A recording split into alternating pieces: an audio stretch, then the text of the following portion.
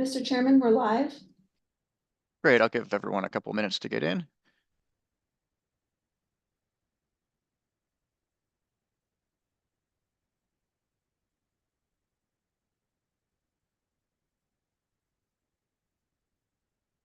Good morning, everyone. It's February 27th. My name is Chauncey Goss. I'm chairman of the South Florida Water Management District Governing Board. Today, the Governing Board is pleased to present today's Lunch and Learn on the release of reservations process. Governing Board members with specific questions may ask them during the presentation. However, we're going to hold off discussion until after public comment. As a reminder, today's Lunch and Learn is informative, and we're not going to be taking any action or votes. After the presentation, we're going to take public comment. Members of the public who wish to address the board may use the raise your hand feature on Zoom. If you're using a phone and you'd like to comment, please press *9 to raise your hand and *6 to mute and unmute. Before we start, I'd like to remind everyone that Lunch and Learn sessions have a 1 o'clock hard stop. So now we'll go to Marcy Zender, who's the Section Administrator Chief of Real Estate Operations, and Jennifer Reynolds, who's the Division Director of Ecosystem Restoration.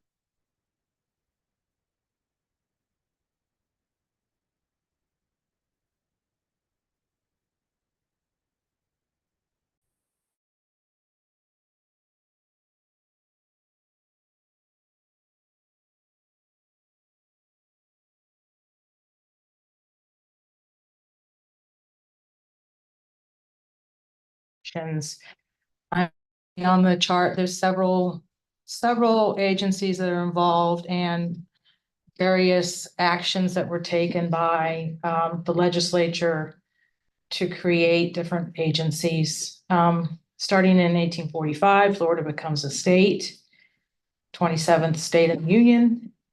In 1850, the federal government granted over 20 million acres of land to the state, and these were basically swamplands within the Everglades or overflowed lands of lakes or rivers. In 1855, the state acted to create the Internal Improvement Trust Fund, and this would be the agency that would manage those swamp and overflowed lands and handle selling them as well. In 1905, they created the Board of Drainage Commissioners, which was actually the group that oversaw the selling of the lands, and they enacted the reservations that would be used to drain and reclaim the land. And then in 1913, the Everglades Drainage District was created, and that was to be the successor agency to the Board of Drainage Commissioners. And in addition, in that 1913 act, the legislation authorizes the construction of canals and other works for drainage and reclamation of the Everglades. Then in 1949, the Central and Southern Florida Flood Control District is created. And then during that same legislative session in 1949, the Everglades Drainage District is abolished and directed to transfer all their assets, including their reservations, to the Central and Southern Florida Flood Control District. Then in 1972, the South Florida Water Management District is created. And in 1976, the Central and Southern Florida Flood Control District is renamed as the South Florida Water Management District. So that's how we got the reservations from the Everglades Drainage District. They were transferred to Central and Southern Florida, and then through that legislative act, those were transferred to the South Florida Water Management District. Excellent. So this is a map of the swamped and overflowed lands. And I tried to illustrate what lands we're talking about by highlighting them or bordering them in red. So these are basically the lands that come from the federal government to the state of Florida, and then the state in their deeds out created reservations over these lands. Next slide.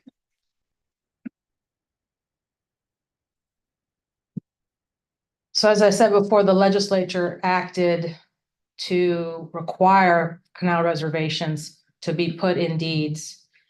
So the deeds that were out of the state of Florida for those original swamp and overflowed lands, that started in 1855 and continued to 1925. And then in 1925, there was also another law that was passed that required both the state and the Everglades Drainage District to include a reservation for future reclamation and drainage. And that continued until 1949, whenever the Everglades Drainage District was abolished. Next slide. And this is a map of the Everglades Drainage District, and this is an early map from sometime in the early 1900s. I couldn't actually read the date on the map, it's so old, but you can see that it's basically all of Southeast Florida. Next slide.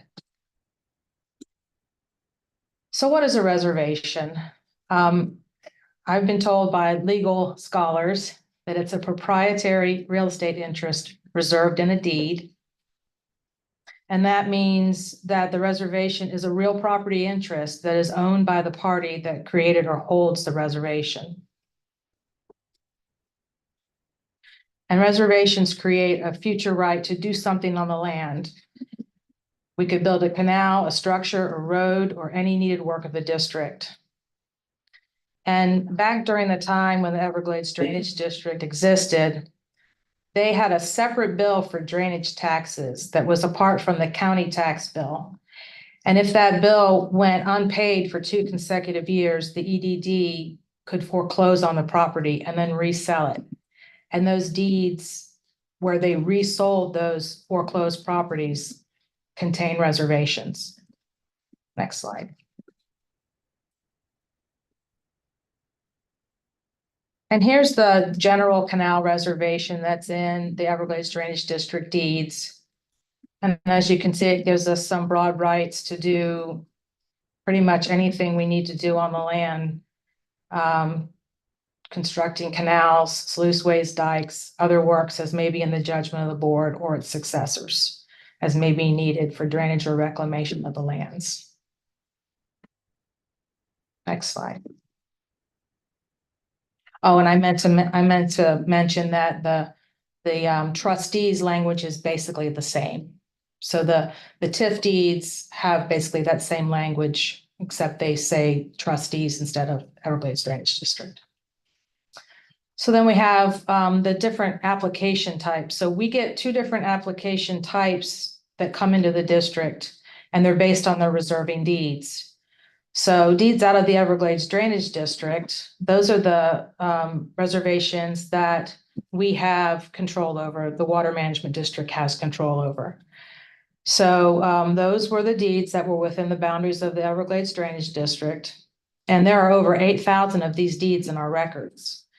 And those deeds were delivered to us when we were Central and Southern Florida Flood Control District at that time when the Everglades Drainage District was abolished.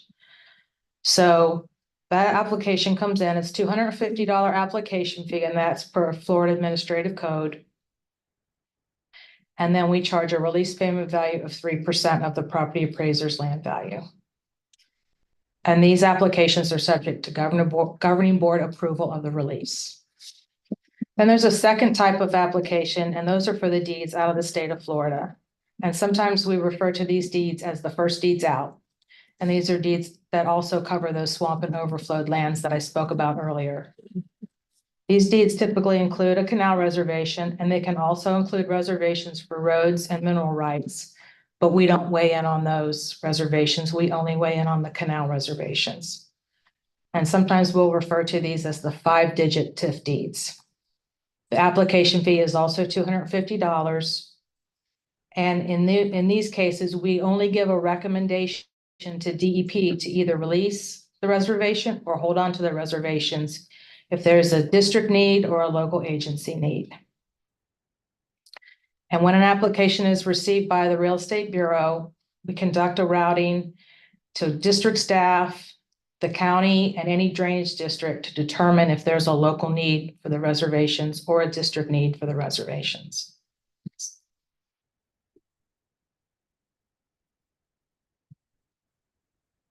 So This is Jennifer Reynolds, and so I'll take it from here and talk about what we do with these applications when they come into the district. And so first, why do we receive these release of reservations as applications from the public? So the reservations are considered a cloud on the title to that property. And so while it may have been incorporated into the negotiated purchase price of that property, there are times when the owner may request to clear the title. And those are times often when they're selling the property or when financing is involved in making some kind of change or upgrade to the property. And so at that time, the owner of the property may request a release of a reservation from the district in order to clear that title. And so staff reviews these release requests. This is primarily a reactive process. So when we receive this request for the release, that may be the first time that we know for sure whether we have a reservation on a particular property. So unless we have researched a property for a project purpose, prior to that, some specific need that we know we have, where we may be seeking to acquire a property, if there's no reason for us to have researched that title, we may not know that we have a reservation until a release request comes in. And so the district receives applications in both types of reservations that Marcy talked about. The staff then evaluates and provides our best professional judgment regarding both current and anticipated future needs on a case-by-case basis. As Marcy mentioned, the application is also routed externally to local drainage districts and local governments where applicable. I am going to go through a flow chart in a little bit so you can see this again, because I know it's a lot of information. And so let me give you a few examples of how we think about these reservations, how staff evaluates them, and some of the things we take into consideration as we look at these reservations in our best professional judgment. And so the first example that I'm going to give you are small reservations. These are the types of reservations that we generally release. I'm going to give you 3 examples, and on the next slide, I'm going to show you a map that just kind of shows you what these would look like on, on a Google Earth style map so that you can understand what we're looking at. The first one is a 1-acre reservation. You'll see that it's in an industrial area that's already been built up.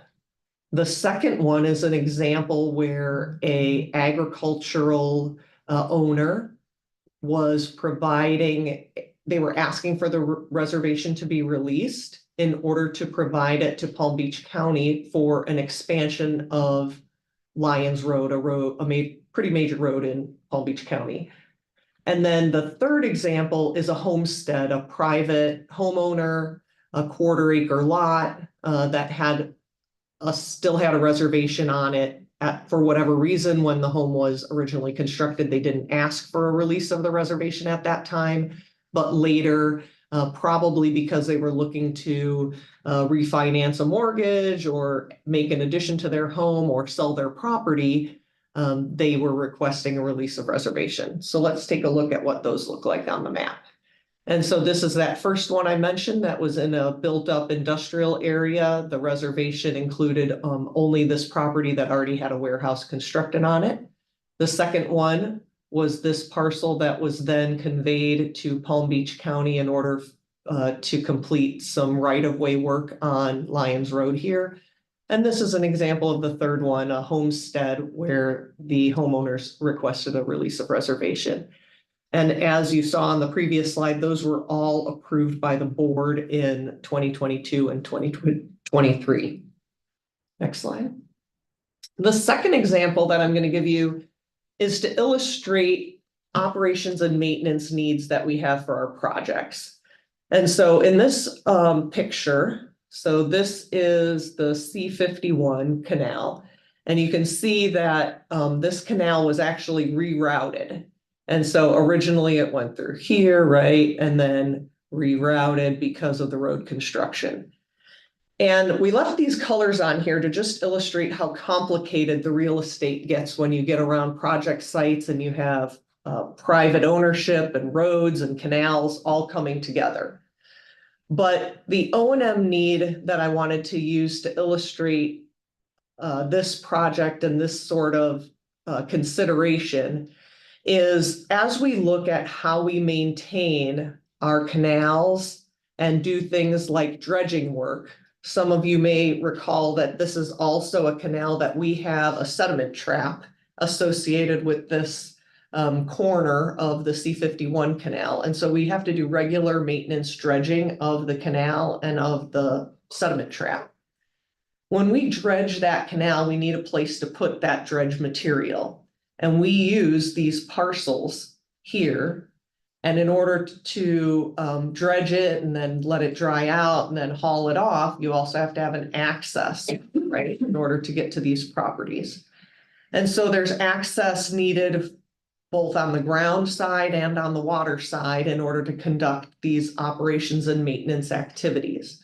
And so if a release of reservation were to come to us that was associated with a property like this in an area where we know we would need to conduct maintenance and operations work, we would likely recommend not to release that reservation because of the need for the project. We'll go to a third example. This third example is an anticipated future project expansion need. And so as we look at future needs, we have things like our coastal structures. And where our coastal structures meet our canals, we know that as a result of things like sea level rise and increased drainage, higher intensity rainfall events, we're looking at some of our coastal structures and other structures throughout our system that may need future expansion.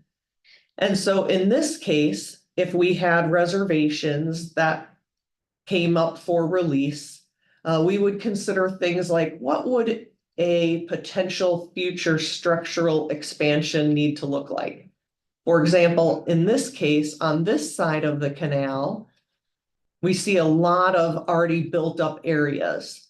And we have in this green area, areas where we would need to maintain access to the current structure for just regular operations. But if we needed to expand that structure, we'd probably be looking at some kind of expansion necessary on the other side of this structure. And we know that that construction and potential operations and maintenance might also require a temporary or permanent access area. And so we would be considering things like that as we look at releasing any reservations in these types of areas. We would probably not recommend releasing something that would allow a future project expansion need. And then we'll go to a fourth example. There's 2 points that I want to make with this fourth example. One is about anticipated project footprints, and the second is about the value of these reservations. So in this example, this is the C23, C44 interconnect canal, also known as the estuary discharge diversion. And so this is part of the Indian River Lagoon South project, one of our SERP projects. This release of reservation came to the district a number of years ago, over a decade ago in 2012. And at that time, we knew that Indian River Lagoon South was a project. We knew that we were designing features of the project. At that time, there were several routes under consideration for that interconnect canal. And several of the routes were actually farther to the west, that were under the primary alternative that was under consideration was farther to the west and sort of off the map in this area. And so at the time, this reservation was released. Later in 2020, after the project had undergone some considerations and some changes because of other reasons that needed to move the footprint of that canal to link up with this canal that you can see just at the bottom of the map. And so this interconnect canal was designed to go through here. And so in 2020, we repurchased a strip of right-of-way in order to build that canal. And so this is a case where our reservation might have helped us negotiate a less expensive price, or may have allowed us to actually do that work outright, if in fact the reservation included the entire area that we needed. And so this is why it's really important for us to try and consider future project needs and anticipated operations and maintenance of our structures and our projects as we consider these release of reservations. So how is the board involved? And when does this come to you? We'll go to the next slide.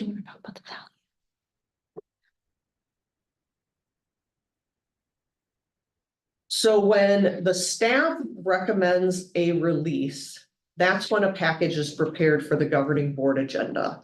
And that's generally when the board sees these items come to you.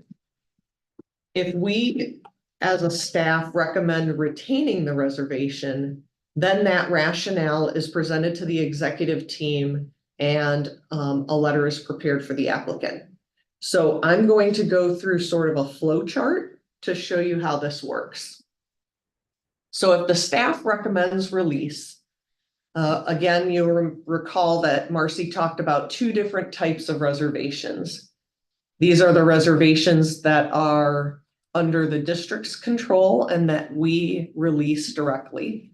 The state or TIF reservations are the ones that we make a recommendation on the DEP application and we send that back to the applicant. And so if staff recommends release, we'll do the TIF ones first. Then the staff signs off. There's a block on like page 3 of the application that just says, do we recommend release or do we recommend retaining that reservation? We sign off on the recommend release in this case. And we send that application back to the applicant who then forwards it to the Department of Environmental Protection requesting release. In the case of our reservations, the staff places that item on the governing board draft agenda with a recommendation for approval. And often those are on the consent agenda and the staff briefs the board on those, present them to you, and you vote on them during the board meeting. We'll go to the next slide.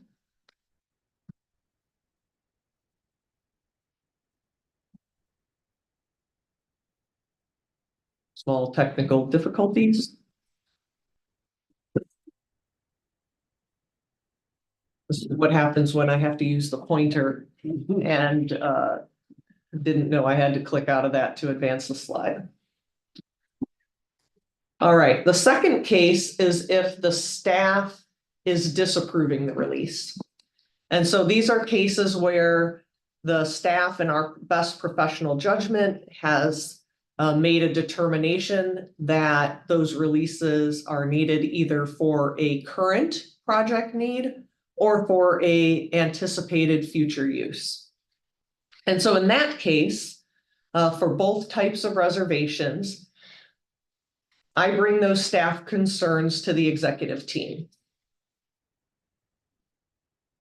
And then if the disapproval is confirmed, then for our reservations, we prepare a denial letter and we send that to the applicant.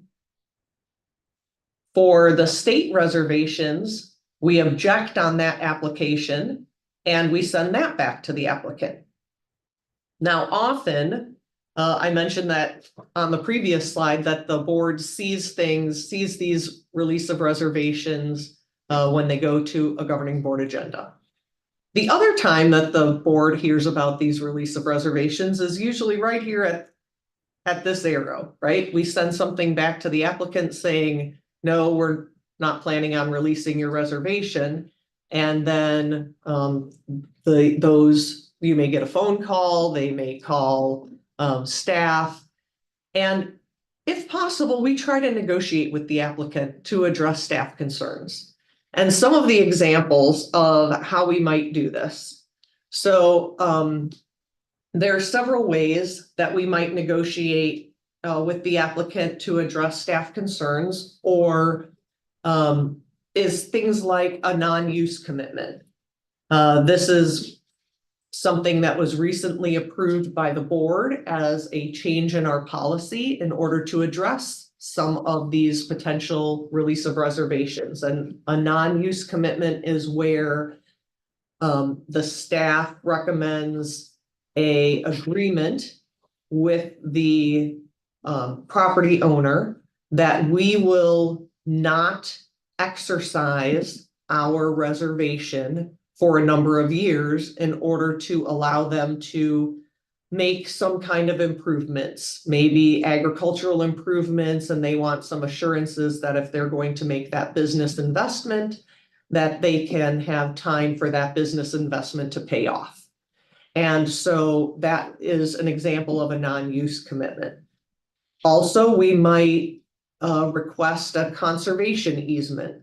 Again, the board recently approved a release of reservation that included part of the parcel being incorporating into that parcel a conservation easement that addressed the staff's concerns about flood protection and increased rainfall retention on that parcel in a particular area that had flood level concerns already.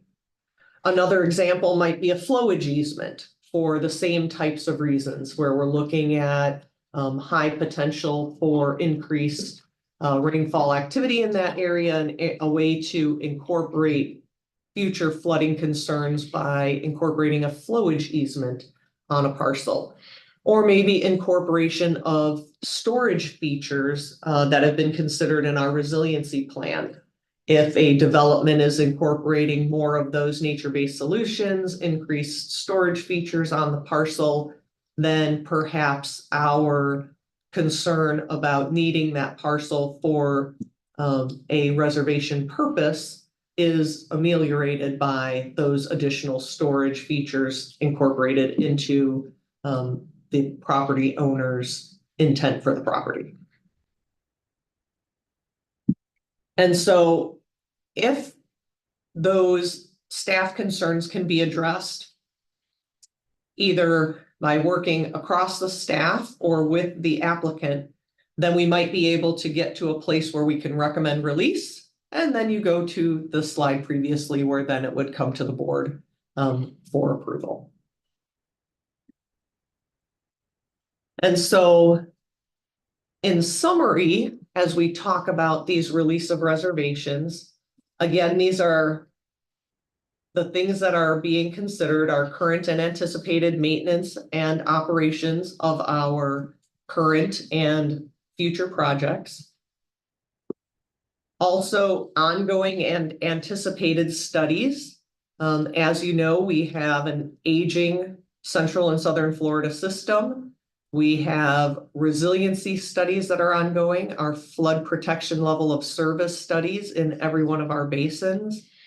We have the comprehensive study about our flood protection system. We have comprehensive Everglades restoration program, our Northern Everglades and estuary protection program, our water quality programs as we make sure that there's drinking water available for all of South Florida, distributed storage from our resiliency program, the consideration in our resiliency program and our flood protection level of service programs about interbasin transfers.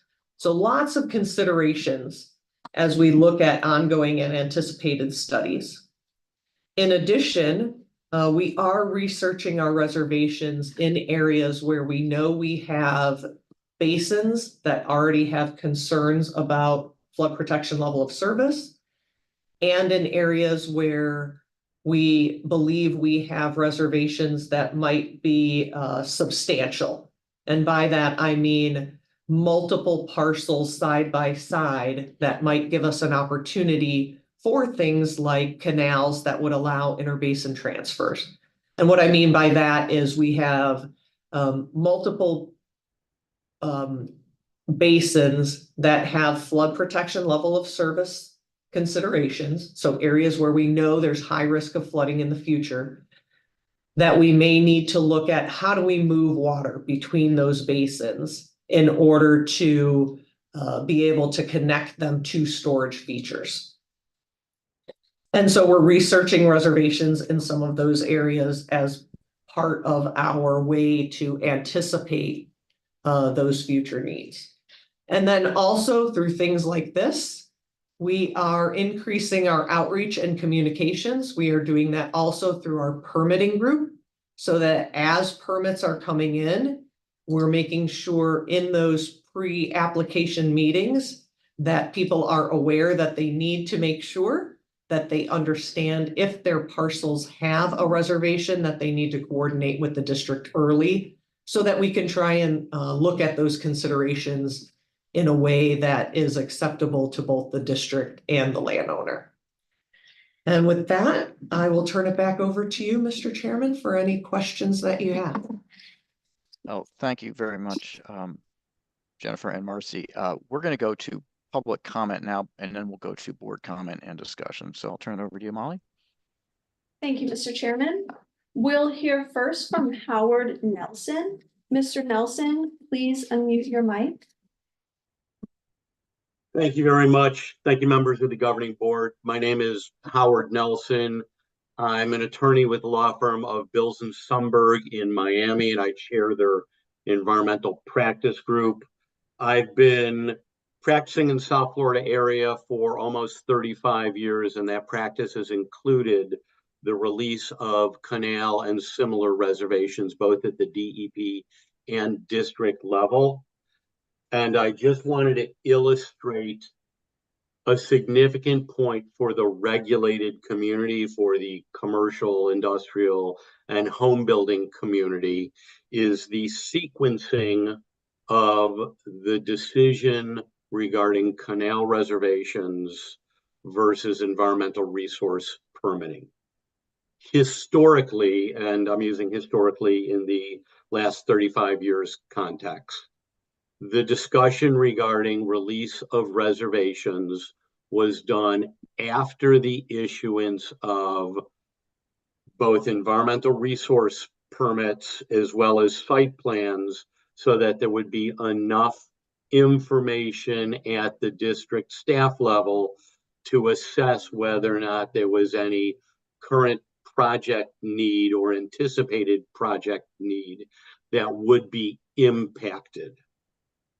What we find, and what we found recently, and I believe one of the items before the staff right now, are projects that have gone through the environmental regulatory process, received ERPs, stormwater management activities have been undertaken, wetlands have been mitigated, water retention lakes and backbone systems have been built, beginning to do site plan or site development work, only to find that the district may be unwilling to release canal reservations over the entirety of the property, not just on minor areas.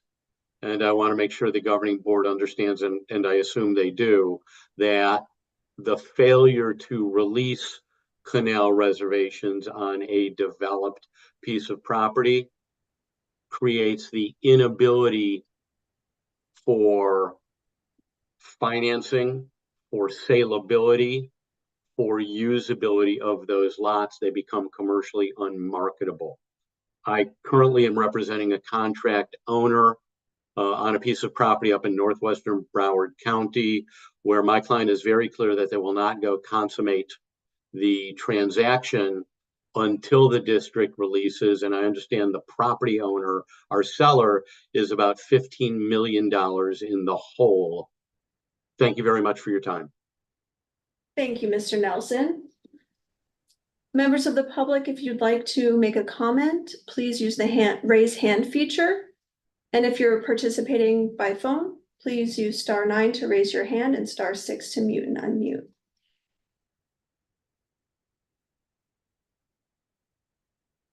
We'll give it just a moment.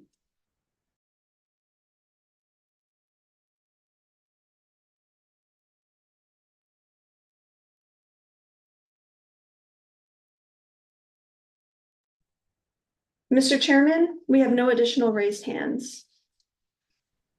Oh, thanks, Molly. I'd like to turn now to governing board comment and discussion. I think we've all learned something. I'm sure we all have something to say about it. And I appreciate the last gentleman's comments very much also as to sequencing. If there's a governing board member, let's see who's got their hand up. I'm trying to see here. Mr. Bergeron, you're recognized. Yes, thank you, Mr. Chairman. I think, and I've heard a lot from the development world on this issue. I think when we're approving a project, and that is the point in time where I think we need to evaluate existing right-of-ways, and even additional right-of-ways we may need, whether it's on-site retention. A lot of these projects that have been built and approved through a master drainage plan through South Florida Water Management, in the approval, in many cases, additional right-of-ways supplemented better drainage and better retention, on-site storage, than the right-of-way, the reservations where they sit. And some of them even, these projects have been built, massive buildings everywhere, but through the approval of the overall drainage from South Florida and the local drainage districts, many reservations have been relocated from a location to a better location that provides drainage connections and better flood protection than the existing easements that have been there for quite some time. So a lot of these projects are totally built out. A lot of these old reservations really are right through the middle of buildings and developments, and the new location of the master approval is giving better drainage than the ones that we haven't released.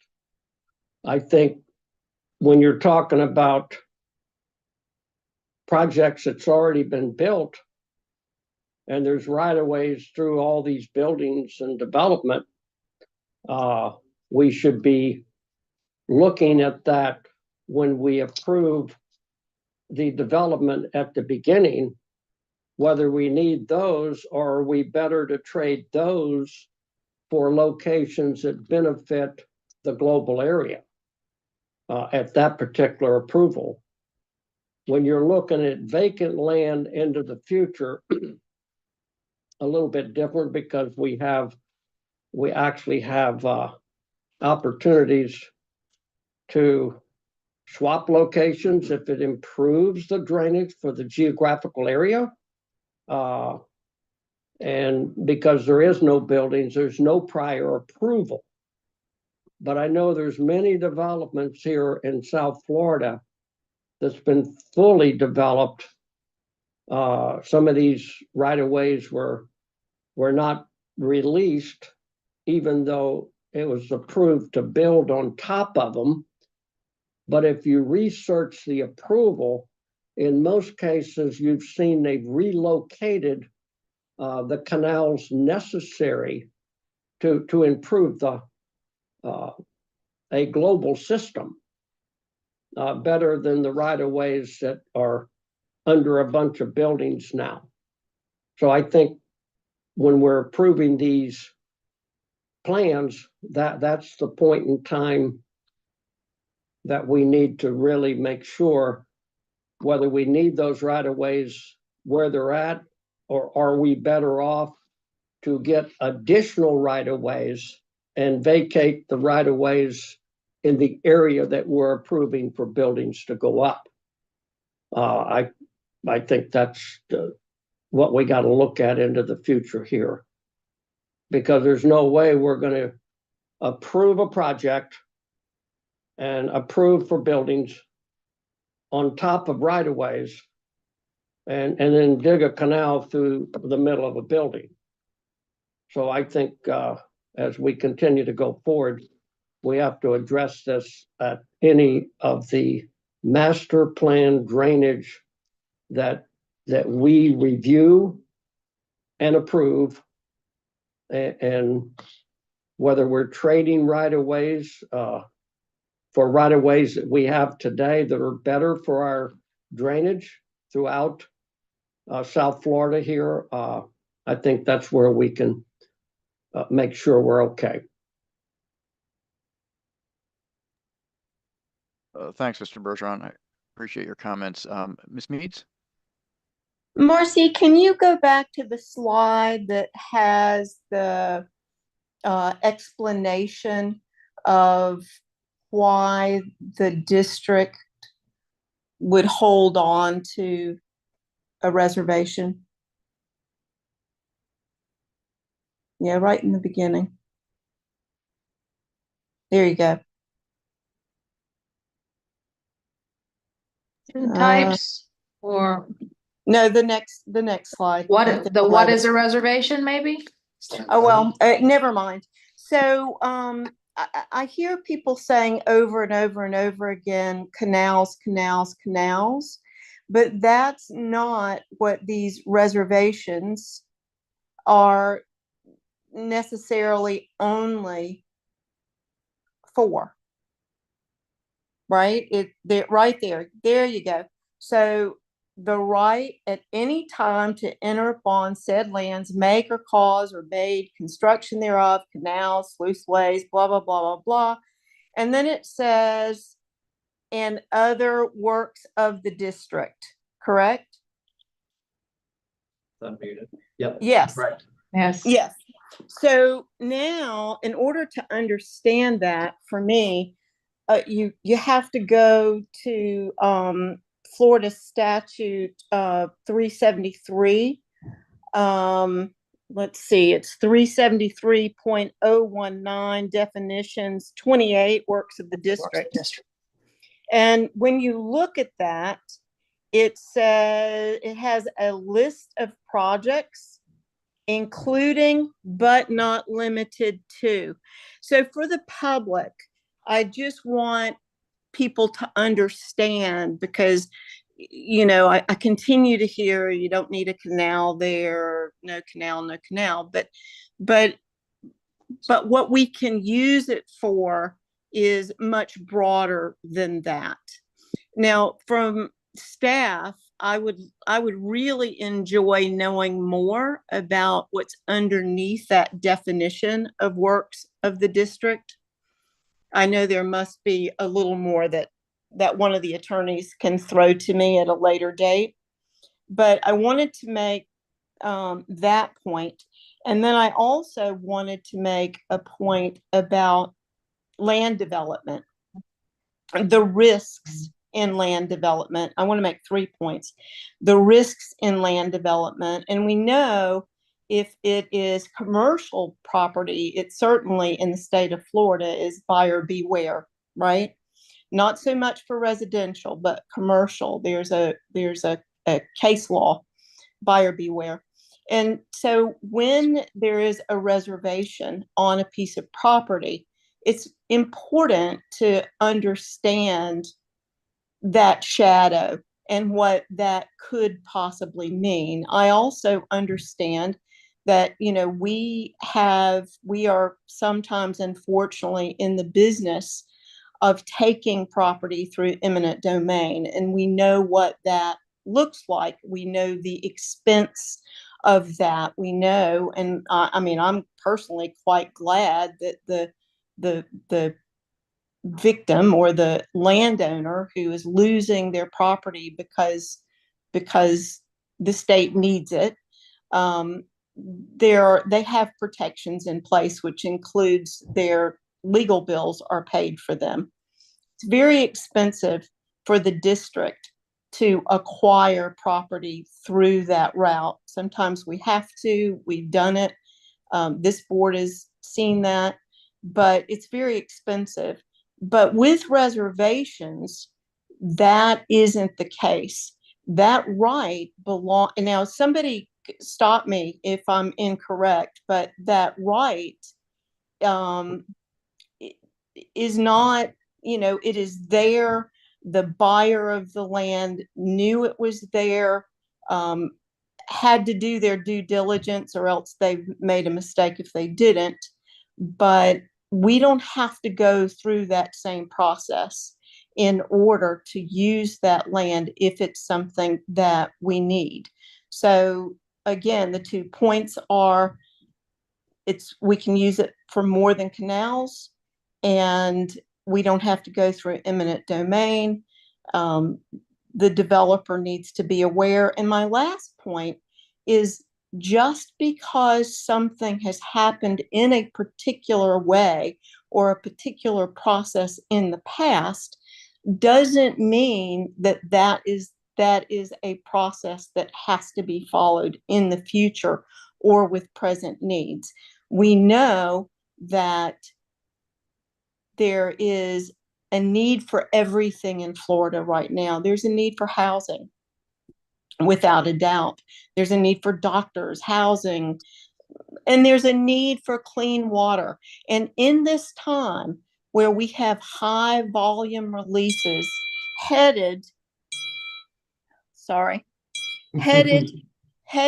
the north and the south in a devastating way, it drives home the message that we have to keep moving forward. And even the projects, I have been told, even the projects that we are working on, of course, won't be enough. And that's all I have to say. Thank you, Chairman. Well, thank you, Ms. Meads. Colonel Roman. Yes, thank you, Mr. Chair, and it's great to have this discussion this afternoon. One of the things, and if we could go to example 4 on the slide.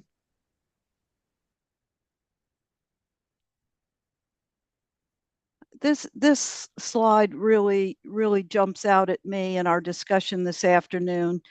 And it highlights the risk that's involved when staff may move forward to release a reservation, and then the district has to repurchase a portion of a right-of-way or something for any myriad of requirements that we may need.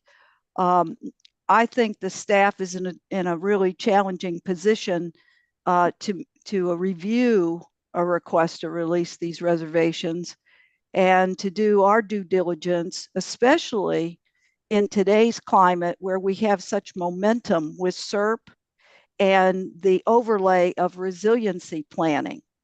And I think that a broader application of our review of these reservations is certainly more critical. And the staff so far, in my opinion, has done a wonderful job in spending the time necessary to review these reservations. It's very complex. And as I recall, if the briefing highlighted the three that we've seen in our tenure as a board. You know, the staff has done a serious review of any request to release these reservations, as they should do, because of what we've got going on.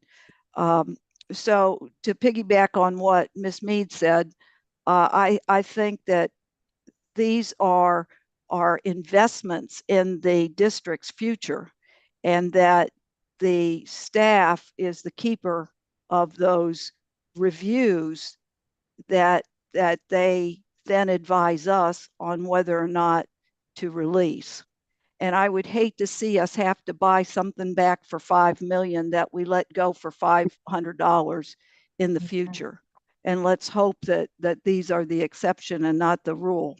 But I do think that the public commenter raised a good point about sequencing. You know, that's one of my favorite words.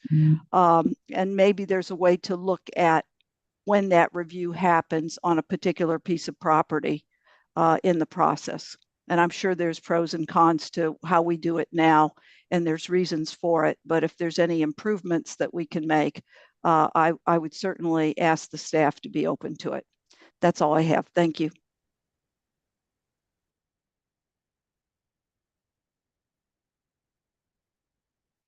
Thank you. Thank you, Colonel. Mr. Butler. Thank you, Mr. Chair, and Colonel Ruman. I appreciated those comments on sequencing. Realize there's maybe some things there to talk about. But my question, a little more general question, when we look at these reservations, has the district ever exercised any of these reservations? Do we have any examples of that? Marcy? So this is Marcy. So many of the original canals, the Everglades Drainage District canals, and many of the Central and Southern Florida canals are based on reservations. That one example of the C51 sediment trap that we had, the original right-of-way. Can you go back to that, please? Yeah, there you go. So see the parts that are sort of pinkish? Those were reservations. And the state-owned parcel, the one that's yellow, that also had a reservation on it. So our original C51 canal, as it came down through there, out to the spillway, out to the intercoastal, was all based on reservations in this particular area. So many of our works, many of our canals are based on reservations. The earlier ones. Now, the ones that we built like in the late 60s, early 70s, we went out and actively, bought easements and fee simple if we needed to, but many of those also, if we had a reservation, we used it. So when we look at future planning, future needs, such as, the resiliency study that the Corps is undertaking, are these the ways that we identify where future needs may need to be in a, kind of in a greater system?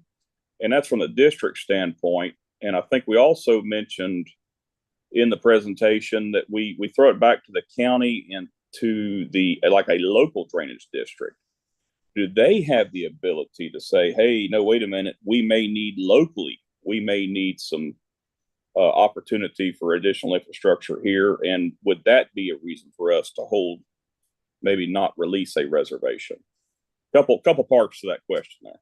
Yeah, so yes to both parts. So first, as we are looking at our planning studies, those include our flood protection level of service, resiliency, comprehensive coastal studies, our CNSF restudy, all of our CERP projects, even NEAT projects, looking at how we do the planning studies of all of those.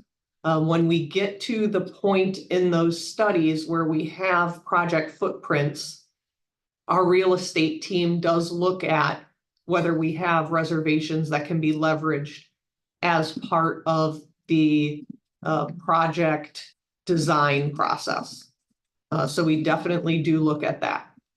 And then for the second part, what was that? Of your question, now I've forgotten what it was. Local. Oh, The yeah, local, going to local. We do route it to local drainage districts and also local municipalities. And we can transfer our reservations to them so that they can use those. And we have done that in many cases where like a local drainage district wants to make sure that they have additional easement or right of way, either to expand a canal or to conduct operations and maintenance of their canal, or a road or a particular structure, like a pump station or a gate or a culvert. Can I add to that? This is Marcy again. So we have several Everglades Drainage District deeds that where we transferred reservations to like Lake Worth Drainage District, South Broward Drainage District, road reservations we've transferred to DOT. So we have many cases where they've reached out to us because we route to them. So then they've reached out to us. I had DOT contact me like last year, the lady that takes our routings when we have a road reservation, she contacted me and said, hey, we're widening 441 and these are the sections. Can you check and see if you have reservations? So we do cooperate together and they will reach out if they have a need and they find a reservation and they'll ask us if we have a reservation. So yes. Okay, that helps my understanding. Now I appreciate that. One last question, if I could, Mr. Chair. Can you talk to me the difference in executing a reservation versus, let's say, we've got a project footprint that has eminent domain authority? What are the difference in executing those two different type of mechanisms for acquiring or installing a project? I don't know if you kind of follow along with that question. By executing, So exercising our right to use a reservation versus the acquisition process. Right. So, well, I'll start with the eminent domain process is a creature of statute, right? So we follow whatever mechanisms are in the statute in order to acquire property under the eminent domain authority. But in exercising a reservation, the law essentially gives us the ability to, go upon that property and build whatever project we need to. Now, how we would do that as a district would, really, that's, where we would probably talk to the property owner and discuss, what our future need is and what we'd like to do on the property. And while we're not required to compensate the property owner for the use of the property, that's not something that there's no preclusion against it. So while it's not something we must do, it's not a requirement for us to exercise our reservation, but I imagine we would work with the property owner and, start constructing our project based on those discussions. And this is, I know you know who I am, Ben, but this is Mary Cruz Fincher. Yeah, hey, General Mr. Cruz. Counsel, Yeah, no, I just in told case. you I was going to get you to talk today. Yeah, you did. Uh-huh. All right. So that's really the big difference is with the reservation on there, it technically the compensation's not necessarily, you're not required to compensate to exercise the easement, correct? Correct. I guess there are some minutiae within there, but that's really the big difference. Okay. That helps me. No, I appreciate that.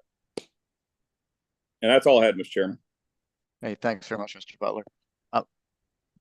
If there's no other board member, I've got a couple questions specifically in having to do probably more with the permitting process than anything, going back to our public comment. And I'm wondering if the ERP and the reservations process, are they reviewed independently? Or is there, can you explain it? It's sort of a chicken and an egg thing to me, and I'm trying to figure out which comes first. Yes, this is Jennifer Smith. So they are currently reviewed independently. And so when we get an ERP application, we don't always know that there is a reservation on the property. And the property owner may not know at that time either. And so that's something that Jen Reynolds had discussed earlier that we're have implemented or working on implementing is maybe doing a little bit more notification up front in the permitting process during pre-application meetings, and even a notification in our request for additional information, just as a, hey, FYI, let's make sure we know, what kind of encumbrances might be on this property and whether there's any kind of reservations. Yeah, couldn't that be one of the first questions, Jen, on any of Sure. our permit applications is does the district currently hold a reservation on any of your property? Or on this property? Yes, yes. And so as part of ERP, I mean, we do look at title in the sense that they have to be the fee owner.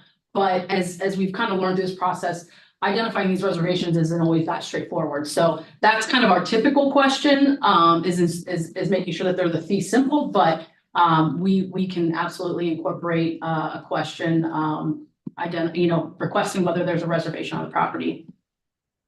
Okay, thanks very much. And the second question I have is on the percentage that we charge. I think it's currently 3% of appraised value. What is that set in statute, or is that something we came up with? That's something that we came up with. And that's something that the board approved that change. You might recall a few months ago. I do. The board changed that policy. But Mr. Ross, I'll add that the statute gives us the authority, the district, to release the reservations based on our terms and conditions as deemed appropriate. So that's the authority that we have to do the 3%. And I would just chime in, this is Drew, that the example number 4, that's exactly why it's there. It's like, that was the one that kind of really highlights that these reservations have value. Yeah. And so as we've worked with real estate staff, we've kind of realized that it was switched to 1% because we realized it had value. And then as we learn more and more, we realized that it has real value. And so we went to 3% of the assessed value that the county has. What is it? Yeah. And so, but at the same time, when we are, that is also a negotiating point, right? So the 3% is a starting point, and the way the board policy is it's a May. And so we've been able to do some things to get more value than we started from because of greater needs in the area. Okay, that makes sense. So thank you for that clarification. I appreciate it. Yeah, they certainly have value, and that's something that we're finding out. And I think that this workshop's been very helpful, and I appreciate you're doing it from what Ms. Reynolds was talking about. Just the communication side of this is making sure that everyone is sort of on the same page and understands. And from my standpoint as a governing board, understanding our process, making sure that it's not arbitrary or capricious, and that it is consistent, are what's very important to me, and I think the rest of the governing board members. So I appreciate your outlining our process. I feel very comfortable with it, particularly after having this workshop. If there's any other governing board member who'd like to comment, please let me know. I have a quick comment. It's Cheryl. So whether or not landowners know that there's a reservation, all they have to do is look at their title insurance policy, because that will list reservations clearly on a title insurance policy. Thank you. Mr. Steinle. Thanks, Mr. Chair. Yeah, just quick observation or thought. I appreciate the district's emphasis on being fully transparent. When there's denial letters, I'm sure we say why it's denied. You guys mentioned there's negotiations to sort of try to resolve those denials. One of the things that's still unclear to me, and we've talked about a little bit in the past, is the clause between present and apparent future use. If there's present use, it's very clear. If there's apparent future use, it's not as clear, even though I see that word apparent. So I know that we've talked about, resiliency projects and other uses that might not be scheduled uses or planned uses, but I would just, I would challenge the district and staff to sort of come up with some, in the interest of transparency, some guidelines or goalposts or variables that you can convey are typically considered around what those apparent future uses would be, so that landowners and those putting in for these release of reservations are sort of clear on the other considerations that might not be immediately in front of us. So just a comment there. Thanks very much for that. Mr. Bergeron, your hand is up. Do you want to speak again? Yeah, thank you.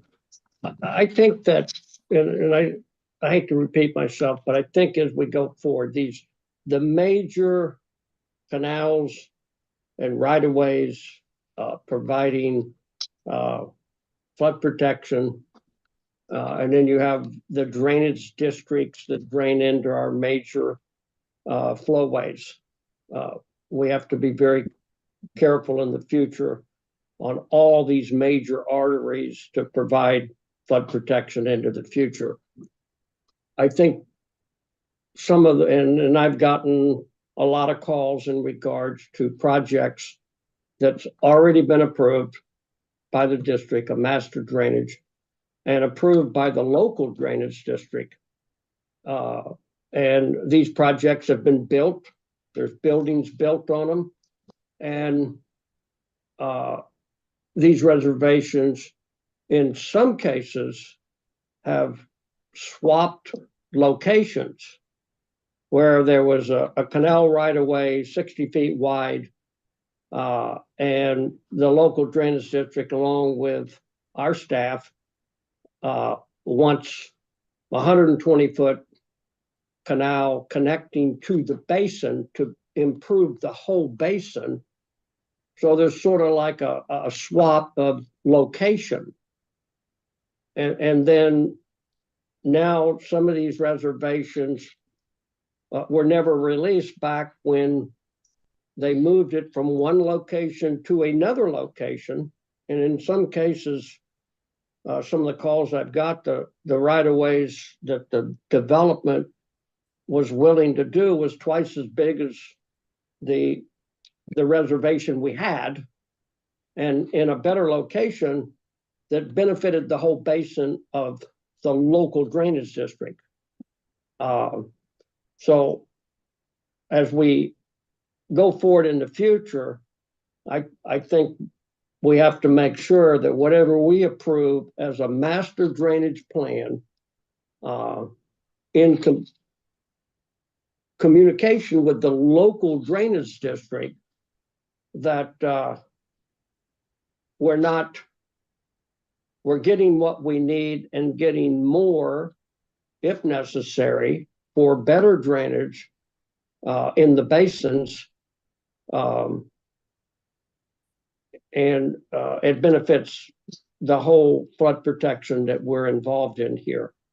Because a lot of people are trying to release right-of-ways that were never released when they swapped right-of-ways to make the basin even better. And that's where a lot of conflicts are coming in from the private side and the development world that built these projects. And now there's reservations through the middle of buildings with no consideration that additional right-of-ways, in some cases twice as much right-of-way, was provided.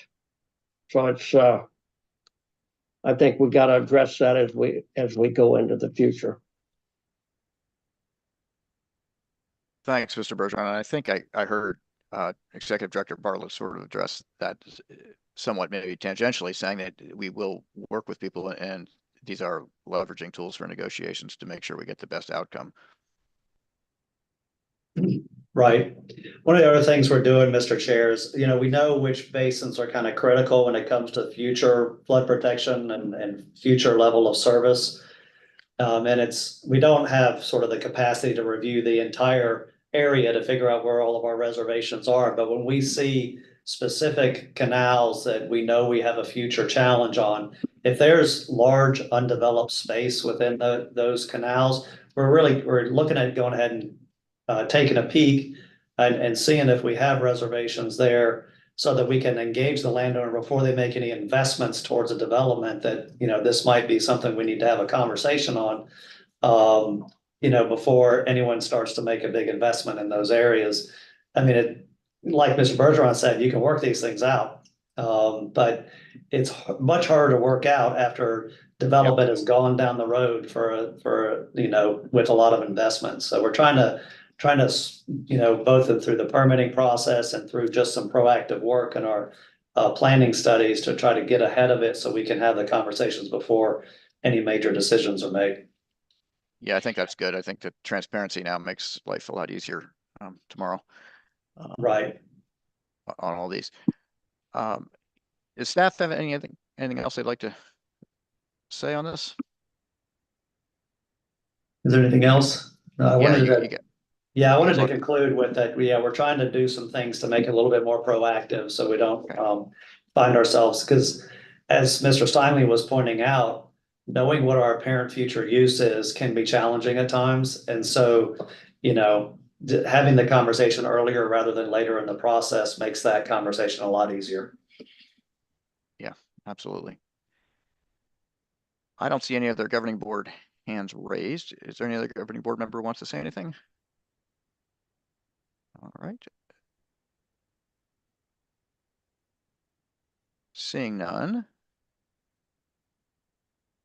I'd like to thank you very much for joining us today. Today's Lunch and Learn. A recording of today's meeting is going to be made available on the district's website, and that will conclude today's Lunch and Learn, and we'll go ahead and adjourn. Thanks so much.